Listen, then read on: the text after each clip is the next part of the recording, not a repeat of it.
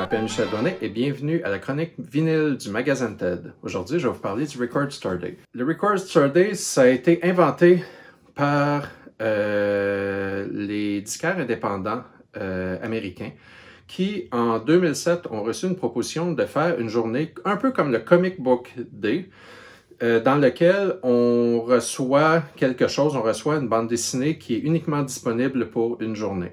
Alors, le Record Store Day, c'est un peu l'équivalent, dans lequel on va avoir des éditions ultra limitées qui sont uniquement disponibles pour la journée du Record Store Day.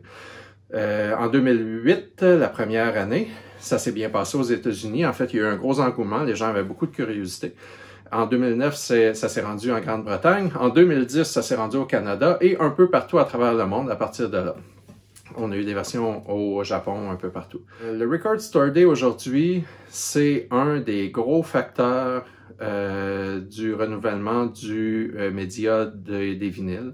Donc, dans le fond, on va avoir beaucoup d'achats de disques vinyles qui vont être faits cette journée-là spécifiquement. Le Record Store Day a continué à croître. Aujourd'hui, en 2020, ça fait 10 ans que le Record Store Day est au Canada. Et il y a eu beaucoup de gens qui ont commencé à décrocher du Record Store Day. En fait, même le Record Store Day qui est là pour aider les disquaires indépendants, de mousser leurs ventes, faire de la publicité, amener du monde chez les disquaires. Soudainement, dans les années 2013-2014, s'est retrouvé avec l'opposé. Ils ont fait fermer carrément des disquaires.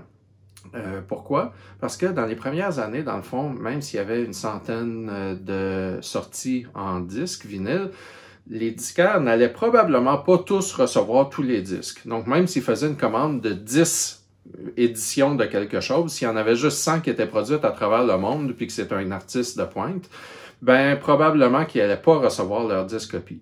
Donc, plus ou moins, ils prenaient tout ce qui bougeait, ils prenaient tout ce qui passait, ils prenaient le maximum de disques qu'ils pouvaient, puis les gens qui arrivaient à leur magasin achetaient ce qu'ils avaient reçu, ce qu'ils avaient pu recevoir, et ils vendaient tout.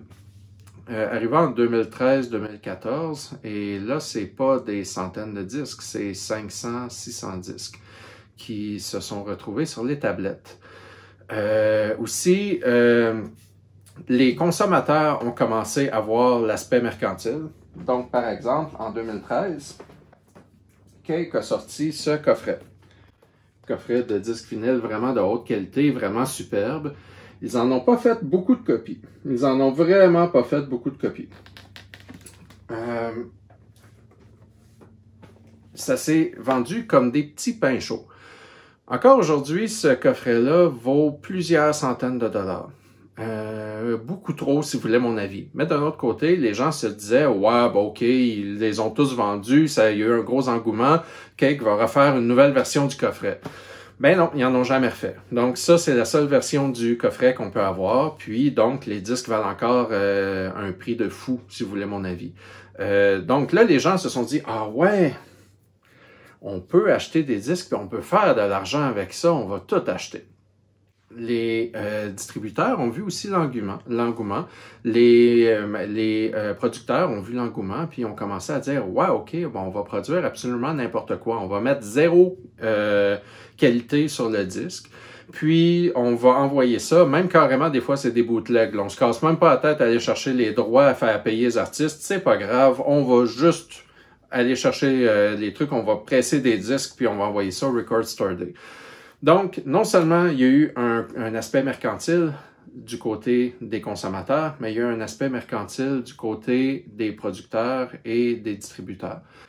C'est d'ailleurs aussi un des gros problèmes avec les disques vinyles chez les distributeurs, parce que le travail d'un distributeur, c'est de prendre les disques et de troquer. Grosso modo, c'est de troquer. Tu achètes les disques une fois, puis tu les troques. Pour d'autres choses qui vont se vendre dans ton magasin. Donc, si jamais, exemple, le dernier disque de Mérimée, supposons qu'on a acheté 10 copies pour notre magasin parce qu'on se dit ça va bien se vendre là-dessus, et qu'on les écoule tous, On peut ensuite demander au distributeur, s'il te plaît, envoie-moi-en 10 autres copies parce que je sais que ça se vend bien. Alors là, le distributeur peut les prendre dans un autre magasin dans lequel le disque ne se vend pas aussi bien. Supposons que le disque de Metallica, mon magasin de disques en a acheté 50 copies en CD et ils ne se sont pas tous vendus. Supposons qu'il en a vendu 10 copies. Les 40 qui restent, il est pris avec. Mais non, pas vraiment, parce que le distributeur va les reprendre, puis il va simplement le troquer pour d'autres disques, puis lui, il va les redistribuer à d'autres endroits qui vont avoir un engouement pour ce disque-là, qui veulent en avoir d'autres.